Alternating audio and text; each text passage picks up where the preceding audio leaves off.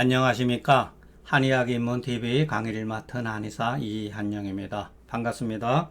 오늘은 중경소조문 78조와 79조 저당탕에 관해서 한번 같이 공부해 보겠습니다. 자, 이렇게 앞에 태양병이라고 했는데 이것은 의미가 있을 수도 있고 없을 수도 있죠. 도대체 태양병이라고 하는데 저당탕을 쓴다고 하는 그 자체가 태양병이라고 하는 그 범주가 어디까지냐, 이거 알 수가 없죠. 그렇기 때문에 의미가 없는 거예요. 예, 우리가 태양병 하면은 표증이다, 맥부하고 발열, 두통, 오한, 그것을 가지고 말하는데 이것은 완전히 다른 조문이잖아요. 그러면 태양병의 범주가 넓어서 그렇다, 이렇게 강변할 수도 있겠죠. 근데 그것은 의미가 이미 상실되어 있는 거예요. 예, 전제 조건에 맞지가 않아요. 그러니까 이것을 통해서 우리가 무엇을 알 수가 있느냐, 육경병 그 구조 자체가 문제가 있다는 거하고, 또한 태양병이라고 하는 그 제강도 문제가 있다는 거. 예, 육병 구조가 문제가 있으면 당연히 제강도 문제가 있는 거죠. 그렇기 때문에 이와 같은 개념, 이와 같은 그 분류에 의해 우리가 지나치게 의미를 부여할 필요가 없다. 뭘 혹자는 했죠. 당신이 그건 몰라서 하는 소리다. 옛날 사람들은 신통방통해가지고 모르는 게 없다. 그러면 오치를 하지 말아야죠. 중경서는 오치와 역치를 통해 가지고 만들어 놓은 불후의 명저예요. 하나도 오류가 없이, 그러니까 우리는 고전이 무오류라고 생각하는 그 발상 자체가 잘못되어 있는 거예요. 그것은 나쁘게 말하면 쇠뇌에 의해서 길들여진 거예요. 동의보감은 오류가 없다, 허준 선생은 의성이다, 이와 같은 것은 다 우리가 현대에 들어와서는 맹목적으로 그렇게 믿으면 안 된다. 우리는 철저하게 증거에 의해 가지고 나타난 현상에 대해서 어떻게 옛날 사람들이 이와 같은 현상을 파악했는가를 우리가 배울 점은 배우고, 접어둘 건 접어두고, 무시할 거는 무시해야 되는 것이지, 맹목적으로 우리가 추구할 수도 없고 또 그렇게 할 수도 없어요. 자, 당장에 태양병 어떠한 근거도 없이 이 사람이 몸에 노란색을 띄었다. 이걸 어떻게 처리해요? 이게 황달인지 아닌지, 황달이겠죠. 여기에 태양병에 아무런 전제 조건도 없이 신황이 나타났다. 이것은 우리가 앞으로 황달에 관한 조문이 계속 나오거든요. 황달은 뭐겠어요? 배설 기능이 옛날 사람 관점에 했을 때 습열이라든가 열이라든가 조열이라든가 열이 배출되지 못했을 때, 대변이나 소변으로 병독이 배출되지 못했을 때 나타나는 증상 중에 하나라는 거예요. 그러니까 여기에는 그와 같은 많은 병리적 상황이 생략되어 있다는 걸 우리가 이해를 해야 돼요. 아, 신황이라고 하는 거는 이 사람이 전반적으로 소변 상태가 나쁘다든가 조열이라든가 흉중유열이라든가 결흉에 의해 가지고서 황달 또는 소셔탕에서 황달로 넘어가는 계통도 있단 말이에요. 예, 조문에 보면은. 그렇기 때문에 이것은 앞으로 눈여겨보고 집중적으로 우리가 생각해 볼 문제가 있다. 맥이 침결하다. 태양병인데 맥이 침결하다는 거예요. 이것도 분류하고 맥하고 맞지가 않잖아요. 그렇기 때문에 우리가 공부를 할 때 함부로 고전에 대해서 왈가왈부 해서도 안 되겠지만, 중요한 거는 비판 정신 가지고 우리가 글을 봐야 된다. 초보자 때는 저도 감히 쇠뇌돼 가지고 감히 옛사람들 성인들의 글에 대해서 비판한다는 건 말도 안 되는 거죠. 저도 이런 교육을 받았어요. 맹목적으로 교조주의적인 교육을 받았던 사람이에요. 그러나 그것은 학문하는 사람에서 가장 위험한 짓이다. 학문은 비판한다. 비판하면서 의심한다. 의심하면은 어떠한 해결책을 모색해야 된다. 이거잖아요. 자, 그런데 소복이 딱딱하되 소변은 잘해야 되는 거예요. 왜 요렇게 표현했을까? 소변 자리를 의심한 거죠. 이 글을 쓴 사람도 소복 편한 건 이 사람이 소변에 문제가 있구나, 축수증이구나 이렇게 생각을 예측을 했다는 거예요. 그런데 소변이 잘하다는 거예요. 그러니까 요거를 통해서 그런데 이 사람이 보니까 광증가 같은 게 나타난다. 히스테릭 발작이 있다. 이거는 어혈 증후군이기 때문에 저당탕으로 사용한다. 이렇게 표현한 거예요. 간단 명료하지만. 예. 이 글은 함축적이지만 굉장히 비교적 글을 잘 갖추고 있다. 예, 저는 그렇게 보고 있습니다. 자, 신앙맥 침결자는 병이 리에 있다. 그런데 특히 소복편이라고 기술한 것은 그 사람의 발광의 원인이 히스테릭한 그 원인이 조시에 있지 않고 어혈에 있기 때문에 하혈암은 이에 치료가 된다. 그렇기 때문에 소복편은 결국 어혈 증후군으로 본 거죠. 그렇기 때문에 처방의 의도가 어디에 있느냐, 이와 같은 현상에 대해서 발광에 있지 않고 소복편에 있다. 다만 소복편에 있다. 제가 앞에 글을 왜 썼느냐 보면은, 자, 소복편한 것은 병근이요 긴 요강자는 병정이니, 딱 이렇게 중경은 병근을도 기술하면서 병정을 기술한다 그랬잖아요. 이 두 가지를 갖추고 있어야 돼요. 하나만 갖추고 있으면 안 된다고 제가 누차 말씀드렸죠. 자, 그러면은 발광은 뭐냐? 어혈이 상충한 증후에 불과하다. 그렇기 때문에 이 개념을, 병리적 개념을 이와 같은 현상을 이해하지 못하면 발광함에 대해서 현혹하지 않을 자 있지 않다. 현혹한다는 거예요. 그게 무슨 말이냐면, 우리들이 어떤 사람이 막 히스테릭하고 막 예를 들어서 날뛴다고 봅시다. 날뛰면은 이 사람이 어혈증후군이라고 생각을 못해요. 우리는 현대의학을 받아가 저 사람이 뇌에 무슨 문제가 있을 거다라고 생각을 해요. 그것이 옳고 그른 것은 두 번째를 접어두고, 옛 사람들은 이와 같은 발광을 어혈로 봤다는 거예요. 이 조문에 있어서는 어떤 경우는 조시로 나타나는 경우도 있고 수기 변조로 나타날 수가 있는 거죠. 그러니까 우리가 할 수 있는 것은 이거예요.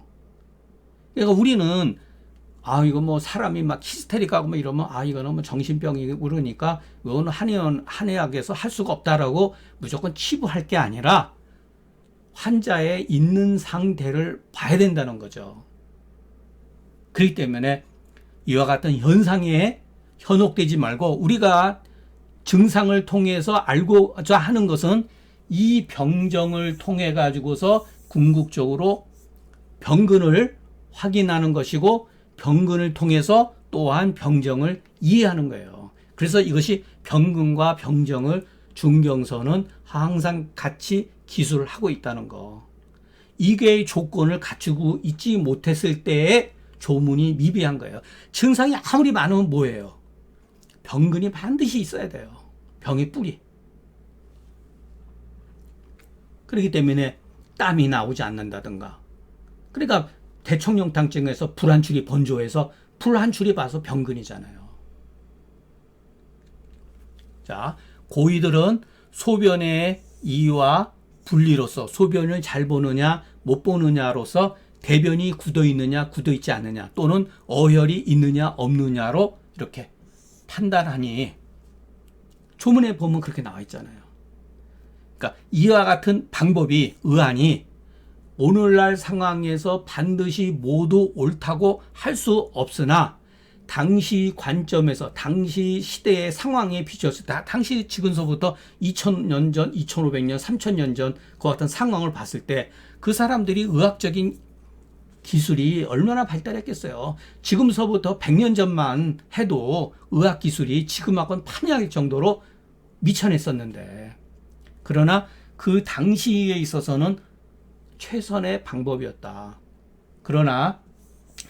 그런데 이것이 현대의 무용지물, 아무런 쓸모없는 방안이라면 우리가 한의학은 존재할 필요가 없어요. 그러나 한의학이 지금까지 존재한 이유는 뭐냐면은 이와 같은 방법으로 치료가 어느 정도 됐기 때문에 존재한 것이지, 우리 한의학이 정말로 뭐 샤머니즘에 가깝다고 한쪽에서는 공격을 하지만 치료 효과가 없으면 우리 한의원은 전부 다 망해야죠. 근데 그렇진 않거든요. 양방으로도 못 고치는 게 우습지 않게 한약으로 이와 같은 기본적인 팩트에 의해 가지고 치료되는 경우도 많이 있단 말이에요.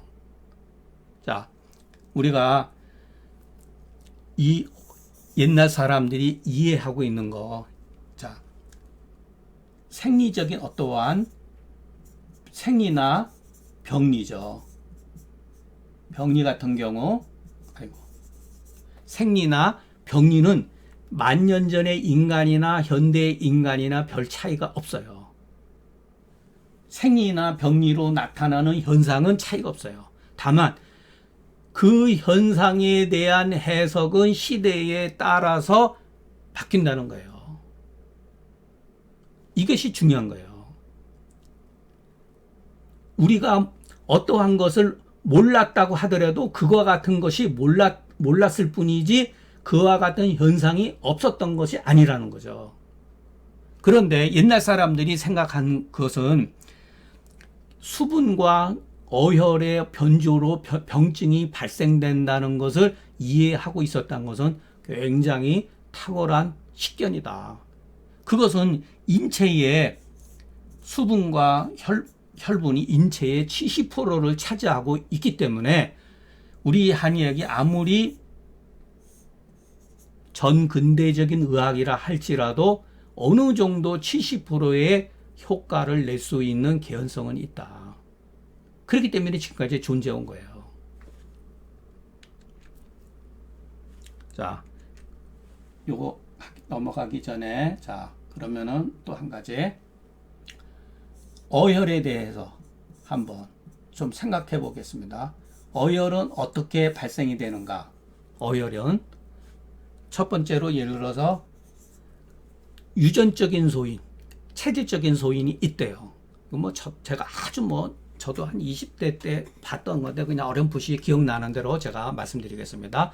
유전적인 소인, 또 하나는 열병 후유증, 열병을 앓고 나서 혈액이 파괴가 될 수가 있다는 거, 또는 열병뿐만 아니라 여름철에도 어혈이 생길 수가 있어요. 수분이, 체내에서 수분이 빠지면서 혈액이 뭐랄까, 농후가 짙어지면 그것도 어혈이 될 수가 있는 조건을 갖추고 있는 거죠. 열에 의해서 생긴다는 거예요. 또 하나는 음식에 의해서 너무나 칼로리가 많은 거를 먹으면서 혈액이 탁해지고 몸에 지방, 이거는 현대의학으로 굉장히 발전시켜 놨잖아요. 그것이 다 어혈이에요. 큰 범위에서 보면은. 예. 또는 여자들이 생리를 하면서 생리가 끝나는 가임의 기간 동안 잠재적 어혈이 생길 수가 있다. 예. 심한 경우는 위염도 어혈로 본다니까요. 어혈 증후로만 치료하는 사람들은 위염 같은 경우도 어혈 증후라서 그냥 어혈약을 써버려요. 예. 그리고 또 하나는 약물에 의해서, 양약 같은 경우 진통제라든가 뭐 여러 가지가 있잖아요. 그것을 먹으면은 어혈이 생긴다는 거예요. 예. 그러니까 이것은 우리가 옛날에는 막연하게 한약 참 쟤네들 무식하다, 몸에 어떻게 혈액이 이렇게 오탁된 혈액이 생기냐, 근데 증명이 됐잖아요. 이 어혈로 생기는 병은 뭐 무지무지 많으니까. 예. 이것을 우리가 생각을 하면은 고방에 예를 들어서 도액승기탕이라든가 저당탕 같은 경우 조금 쓰기가 불편하면은, 저 같은 경우는 대표적으로 여기다가 사물탕을 합방해서 쓰는 경우가 많아요. 현실적으로. 예. 그러니까 이런 것은 우리가 무조건 무시할 게 아니라 생각할 필요가 있다. 자, 고방에는 처방이 실상 뭐 100몇 가지라 그러지만 기본방 잘해야 한 20가지밖에 안 돼요. 20가지. 처방 많이 한다고 좋은 거 아니에요. 근본적인 원인에 대해서 어혈로의 생리적인 기전이라 이런 거의 증상은 우리가 더 많이 공부하고 처방은 몇 개 가지고 응용하는 것에 불과한 거예요. 네. 그러니까 고방은 처방이 몇 가지 안 된다고 얕잡아보면 안 된다. 우리가 너무나 많은 처방을 자꾸만 공부를 하는데 한의학은 원래 그렇게 되지 않다는 거예요. 원리에 의해 가지고서 자기가 임기응변을 통해 가지고 가감하면 되는 거예요. 이거는 저당환. 상안의 유혈이라고, 발열이라는 유혈, 소복만. 앞에는 소복편이라고 그랬죠? 문제가 변했잖아요. 그리고 소복이 팽만한 걸 봐서는 이 사람은 소변이 분리하겠구나라고 생각한 거예요. 응당소변 분리언을 이제 보니까 도리어 소변이 자리하더라. 그러니까 금반 요 두 글자에 금반에 이렇게 안 되나?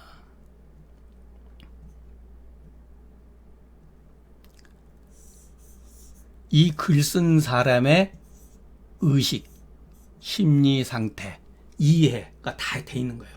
이 사람은 병을 딱 보는 이것을 소복만을 딱 보고 이어 같은 것을 다 예측한 거예요. 그런데 보니까 소변이 자리야. 이거는 조시도 아니고 축수증도 아니고 어혈증이구나. 그래서 이렇게 쓴 거예요. 환약으로.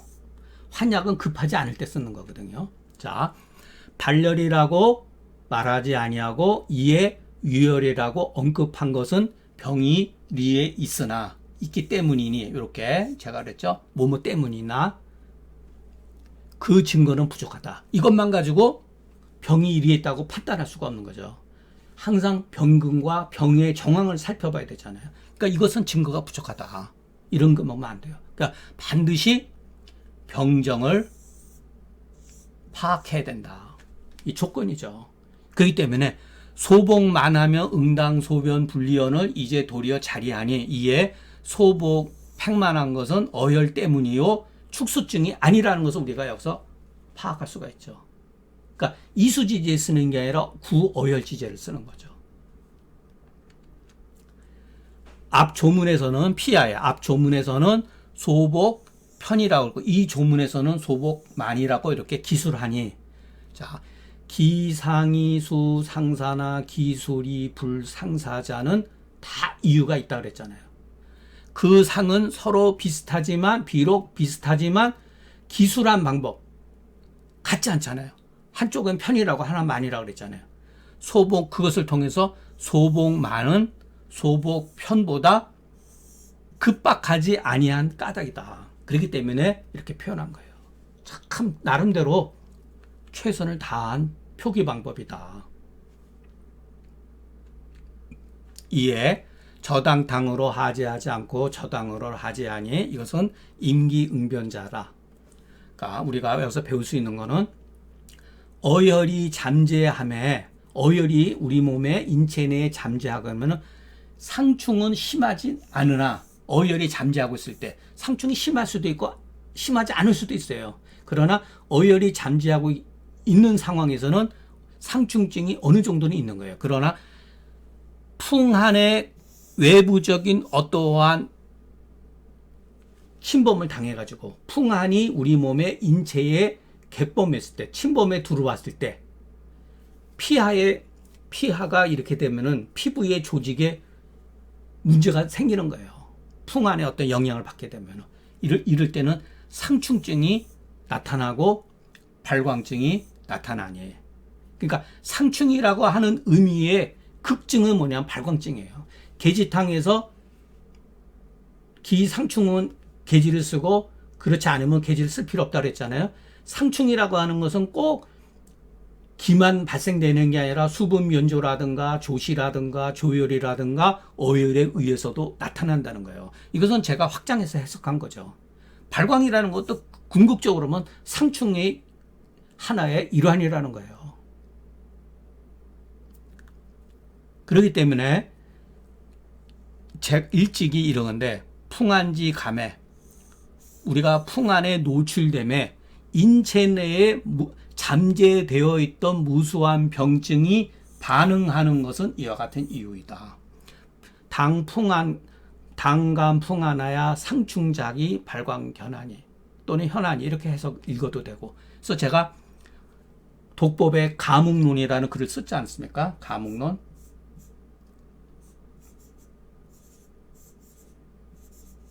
바로 이와 같은 이유 때문인 거예요.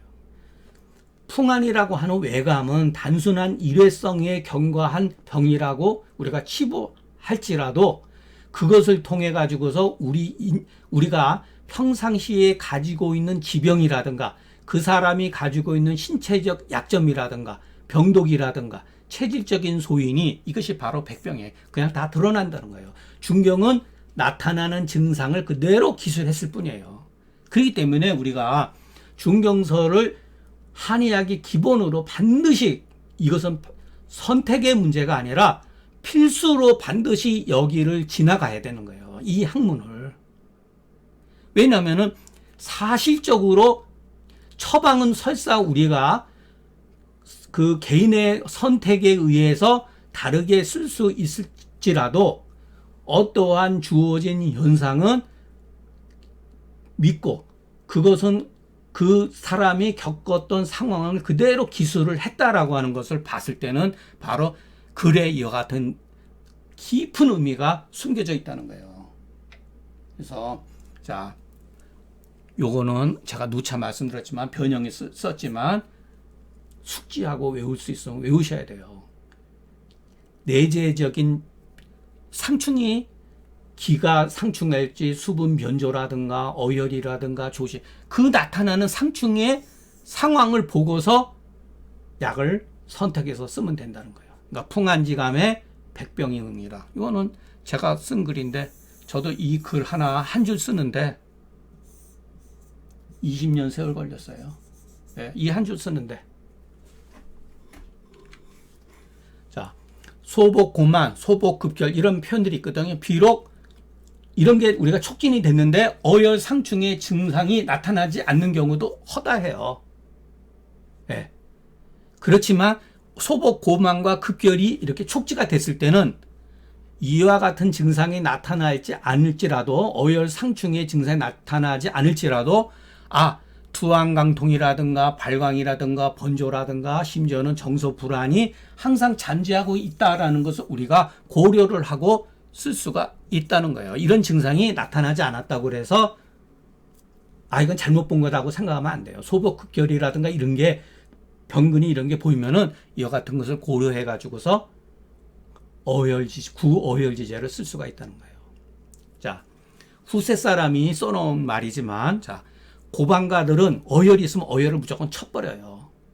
그런데 그 어혈을 그냥 무조건 배출시켜버려요. 근데 후세 사람의 개념이지만 제 기억에 아주 참 이건 참 누가 썼는지 참 잘 썼다라는 게 뭐냐면은 생혈시키는 것이 바로 어혈을 치료하는 거다. 이것도 바로 어혈을 치료하는 약이다. 그래서 사물탕이 꼭 보혈지제는 아니라 하더라도 비교적 여기에 가깝기 때문에 저 같은 경우는 숙주황 대신 건장을 쓴다든가 심할 때는 당귀백작 천국만 써요. 예, 저 같은 경우는 그렇기 때문에 합방해서 쓰는 것이 참 좋다. 저는 대승기탕에도 이렇게 사물탕을 합방해서 쓰는 경우가 굉장히 많아요. 거의 대부분 좀 그렇다고 봐야 돼요. 한 70%는 사물탕을 여기다가 합방해서 많이 쓴다. 저 같은 개인 상황에서는요. 자, 오늘 강의를 하다가 또 중간에 녹화가 깨져가지고 제가 이거 두 번째 한 거기 때문에 하다 보면은 말도 잠깐만 꼬이게 됩니다. 앞에서 내가 했던 말을 두 번째 했는지 안 했는지도 어떨 때는 모르는 경우도 있고 다소 이렇게 매끄럽지 못한다 하더라도 이것을 제가 혼자서 작성도 하고 하다 보니까 기계를 잘 만지지도 못하고